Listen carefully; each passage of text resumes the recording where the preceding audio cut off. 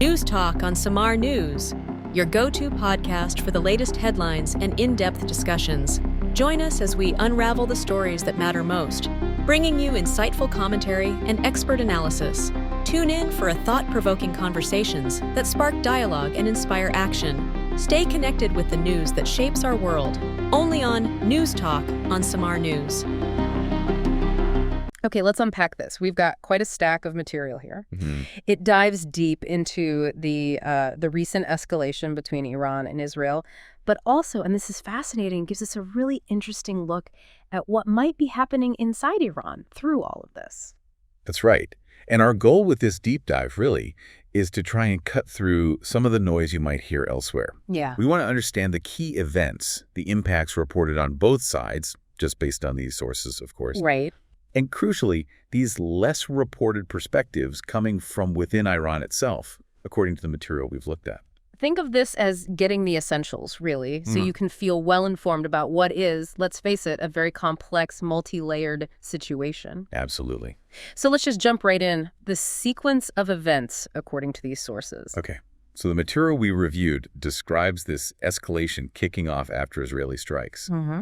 These reportedly targeted various facilities in Iran, some tied to nuclear programs, some military. And crucially, these strikes also reportedly killed several very high-ranking Iranian generals. Yes, the sources name names. Hossein Salami, he's identified as the commander of the Revolutionary Guard. Right. And Mohammad Bagheri, the chief of staff of Iran's armed forces. Both apparently killed in these initial strikes. And one report mentions Israel launched, well, several rounds of strikes, hitting something like 200 targets. Around 200, yeah. And there's a statement attributed to Netanyahu in the source claiming these included what was described as the regime's most significant enrichment facility. Wow. And a large chunk of its ballistic missile arsenal, too. Okay, so significant targets. And then Iran fired back. Exactly.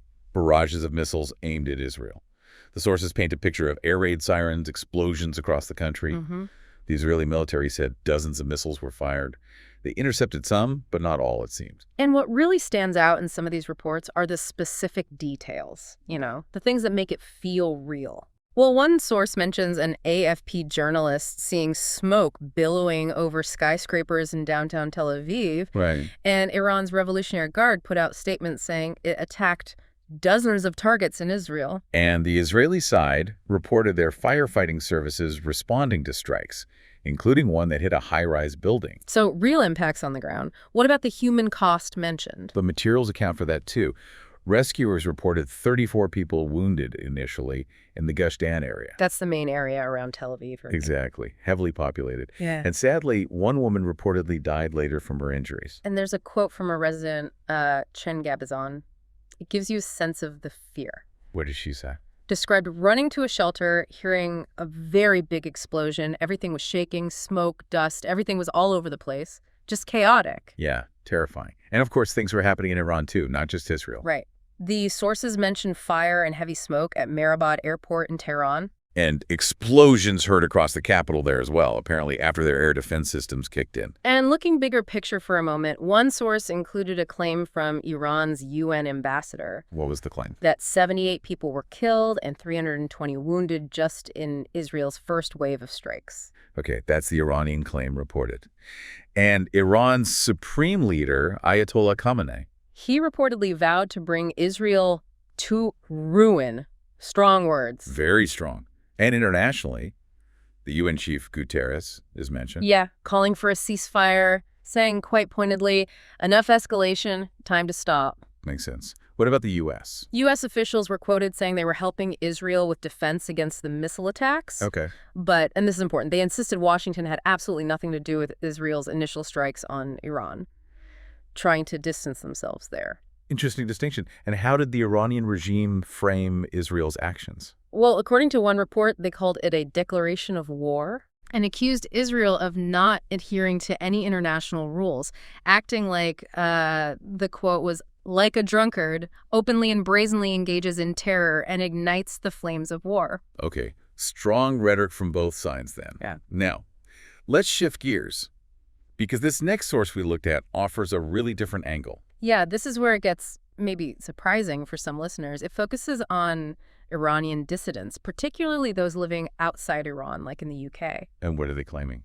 They're claiming that actually, contrary to the regime's narrative of national unity against an enemy, many people inside Iran apparently welcomed Israel's attack. Welcomed it. Why? Because they saw it as something that could potentially weaken the Islamic regime, which they see as oppressive. That immediately brings up a conflict, doesn't it? Because we also have reports mentioned, sometimes you see them, of people in Tehran cheering Iran's response. Exactly. So how do we square that? These sources seem to present both realities existing side by side. Well, the dissidents quoted do acknowledge it's complicated. They say there were mixed feelings. Right. And obviously, no one is looking forward to a war.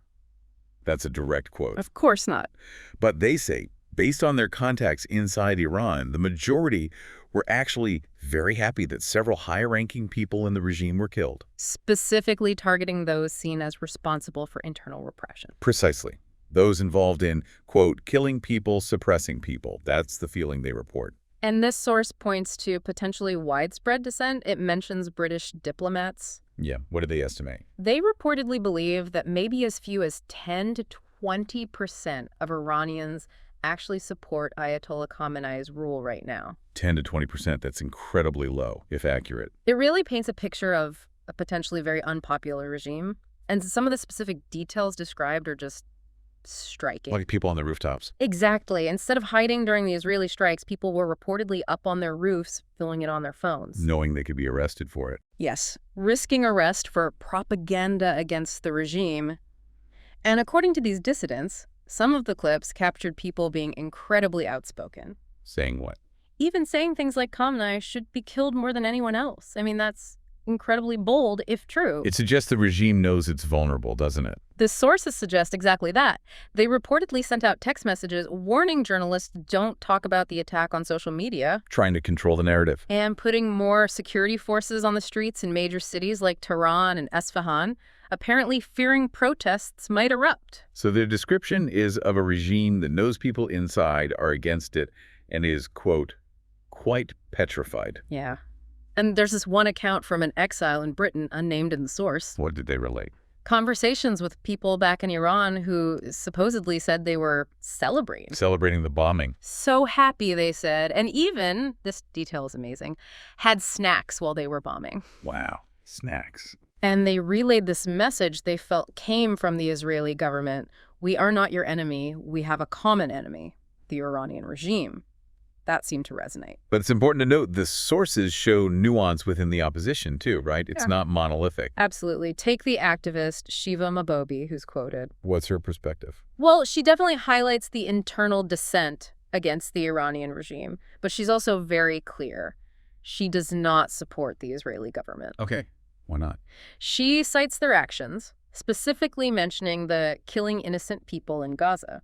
She calls Netanyahu a criminal. So critical of both sides. Exactly. She puts him in the same category as Hamas and the Iranian regime, and she believes Israel is just protecting their own interests. So what does she hope for then? She hopes other countries will pressure the Iranian regime, close embassies, freeze assets. She thinks talks are useless with what she calls a mafia-like group. A group that only understands threats, kidnapping, hostage-taking, and execution, according to her quote. Pretty stark assessment. And the sources mention other pressures, too, bubbling up internally. Like the truck driver strike. Yeah, a recent 22-day strike, protesting low pay, high costs. Arrests were reported in over 150 towns and cities. Shows ongoing discontent. And then there's the perspective of Reza Pahlavi. Right, the son of the last Shah, ousted back in '79. He lives abroad. And he's been calling for an uprising. Publicly, yes. The source quotes him blaming Khamenei and his thugs for dragging Iran into war, putting people at risk. Does he think the regime is vulnerable? He claims it's weak and divided and could fall. He even directly appeals to the military and security forces to break from the regime. The source provides context there too, right? Yep. About his father's rule. It does. Notes his father led an absolutist monarchy, mentions the secret police, Savak, known for torture and executions. Right. But it also mentions that Reza Pahlavi himself is popular among many liberal Iranians, particularly those living outside Iran. So a complex figure with a complicated legacy, but adding his voice to the calls for change. Exactly. So, okay, pulling all these threads together from the sources, What's the big takeaway here? Well, I think what's just incredibly striking is the contrast these materials present. You've got the very visible state-level military conflict. Right. The missiles, the official statement. And then you have this reported undercurrent, or maybe even a flood, of internal dissent, even apparently celebration by some citizens when their own government is attacked. It's a stark difference. And connecting it to the bigger picture, what does that suggest? It really suggests how these external conflicts aren't just happening between states in some abstract space. Mm-hmm. They can deeply intercept with, and maybe even worsen, existing internal tensions within a country, especially, it seems from these accounts, in a place like Iran. It definitely shifts the perspective, doesn't it? When you hear these reported voices from inside Iran, how does that change how you, the listener, might understand this whole situation? Yeah, because so often the news coverage focuses just on the governments, the military actions, the geopolitics. These sources really emphasize that the internal situation in Iran is apparently far from simple, far from unified. There seems to be a significant layer of opposition, even if it's often suppressed. So let's recap this deep dive. We've looked at sources covering the military back and forth between Iran and Israel. The reported strikes, the casualties, the damage, all as described in the material we had. We touched on the international reactions, the calls for ceasefire, the U.S. position. And then we really zoomed in on these claims of widespread internal dissent inside Iran itself. People apparently celebrating strikes, defying the regime on rooftops, opposition figures calling for an uprising. It's quite a picture. And we saw those competing narratives playing out. The Iranian regime calling Israel's actions a declaration of war, While dissidents claim those same actions were actually welcomed by many inside, hoping it weakens the government.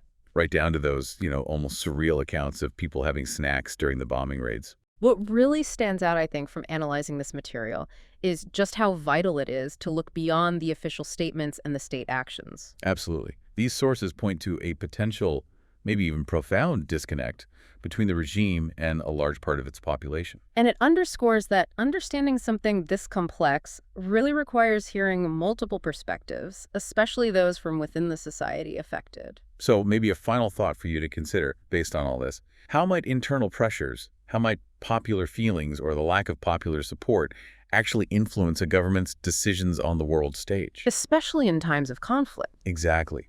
How much does that internal dynamic, as described in these sources, potentially shape foreign policy? It's a really crucial question these materials raise. News Talk on Samar News, your go-to podcast for the latest headlines and in-depth discussions.